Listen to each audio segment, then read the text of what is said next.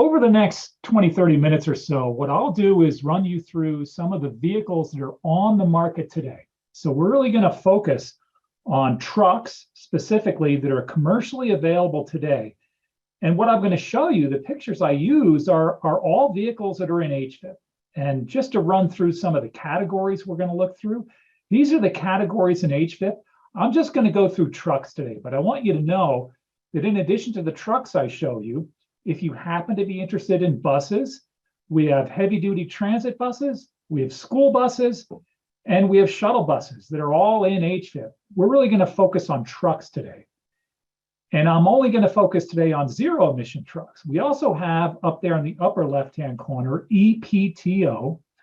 Those are electric power takeoff, and it's actually a conventional diesel utility truck, but it's got a zero-emission boom or other operational device on the back of the truck.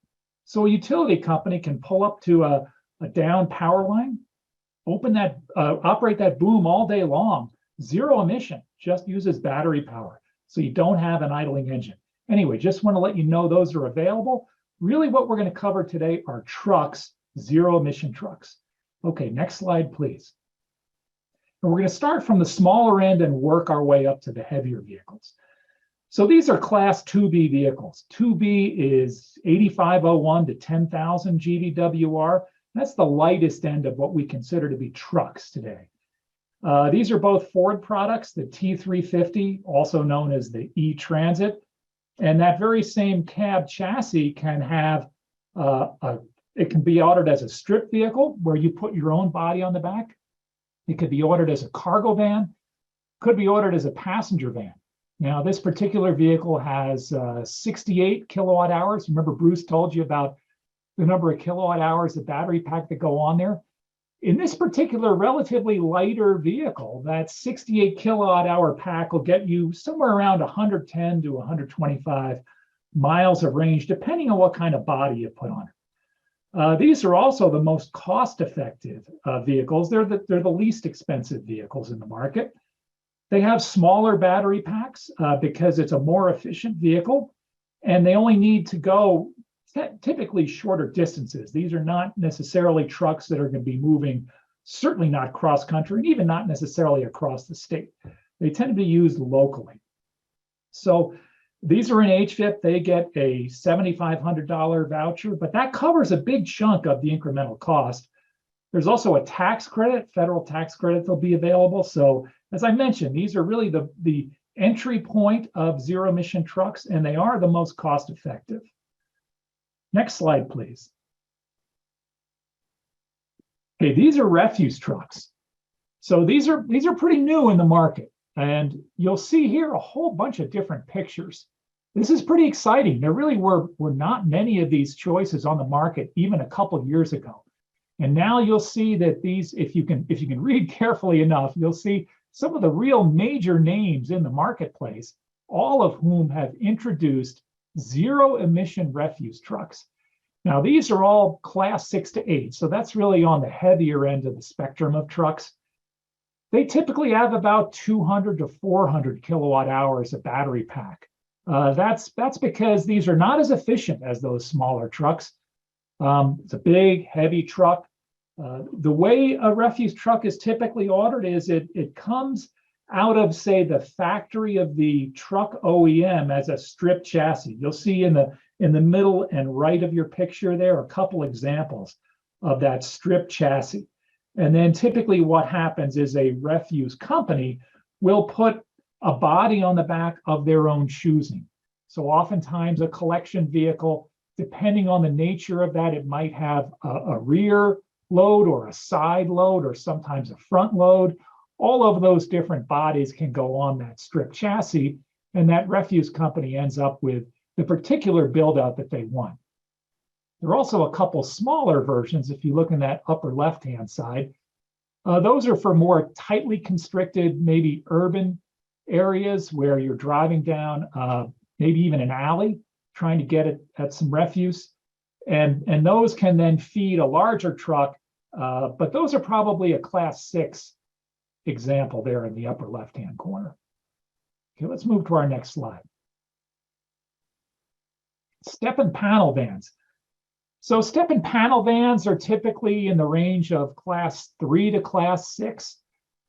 You'll see a pretty broad spectrum of available battery sizes here. Some at the smaller end of the spectrum, maybe 40 kilowatt hour, and then up to 200 or a little more than 200 kilowatt hours. We start to get into some ranges here where the manufacturers actually give the customer a choice in the battery size. So going back to how batteries are built, so you start with a cell, and honestly, think of just like a C cell battery. And then those cells are put into modules, which are a number of cells built together in a physical constraint. And then a number of modules go into a battery pack. And battery pack in the context of a vehicle is pretty big. So at that small end of the spectrum, 40 kilowatt hours, that might be a single battery pack. And then you could get 40, 80, 120. So you can see there are multiples of these battery pack sizes that can be placed into a vehicle depending on the range of that customer's needs. And this is important to note. The battery pack really is the single most expensive element of that electric driveline. So it doesn't make sense to get more battery pack than you really need for your particular application. So if you're not going to drive that many miles, there's no need to get the largest battery size available. You're going to be spending tens and many tens of extra thousands of dollars that may not be needed. So you could go to some of those smaller sizes. By the same token, if you really do need more daily range, well, then you should get extra batteries put into that vehicle, extra battery pack sizes. And as I said, between 40 and 200, you could go up to that upper range. So really, every one of these vehicles can have almost a custom designed range, depending on how long you really need to drive. You'll see here a number of different manufacturers, different options. Once again, step and panel vans, and these are all in HVIP. So important to note, every picture that I'm showing you today is a vehicle that's in HVIP today. Next slide, please. All right, straight trucks. Now we're moving up a little heavier yet. These are typically in the range of class 4 to class 8. Once again, a pretty broad range of battery pack sizes, probably 60 kilowatt hours on the low end, 450 kilowatt hours on the high end. Don't forget, we're getting from class 6 to class 8. So on that heavier range, if it's a class 8 truck and it's doing, say, more of a regional delivery, not just local, you may need that 450 kilowatt hours of battery pack. But on the light side, if it was a class 6 truck and it was really just local, it might be a smaller one. Once again, looking through some of the pictures here, you'll see a broad portfolio of options. We do have some strip cab chassis shown here, some with all kinds of different boxes on the back, stake trucks. And honestly, we've seen some interesting, we've seen things like a tow truck where they actually use a flatbed and pull a vehicle up on the back. So when it comes as a strip chassis, you could put any kind of body you want on the back. Often a box truck is one of the more common variants that we'll see. Once again, these are in HVIP. And by the way, later today, we'll get into more detail of just what HVIP is and how it works. Just want you to understand that these are all examples in HVIP. So when you see that presentation later today, you'll remember these are the types of trucks that are available through HVIP. Okay, next slide. Tractors. So this is the high end of the vehicle catalog. And these are all class 8 trucks. So these are, you would normally tow a trailer behind it. So this is the tractor end, the front end of a tractor trailer. Here we see, say, 400 to 800 kilowatt hours of battery pack. So this is really where the numbers get much higher. And part of that is that some of these tractors can drive some pretty long distances. You don't see Tesla on here. They're not on the market quite yet. They're doing some pilots, but they've expressed an interest of some really long range trucks that might be able to drive, say, 500 miles between charging.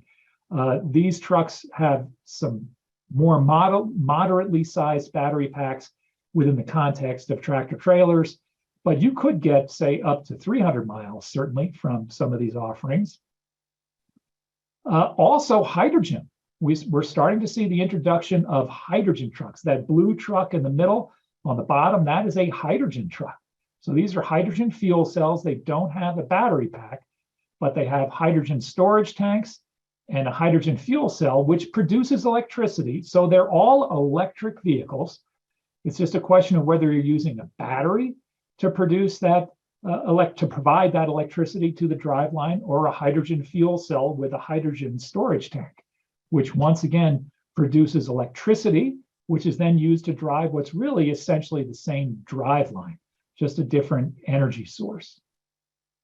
So the hydrogen fuel cell trucks are relatively new to HVIP, but they are starting to appear in HVIP. So if you're interested in hydrogen fuel cells, yes, there are already eligible vehicles and more to come within HVIP. But this is really the top of the range here.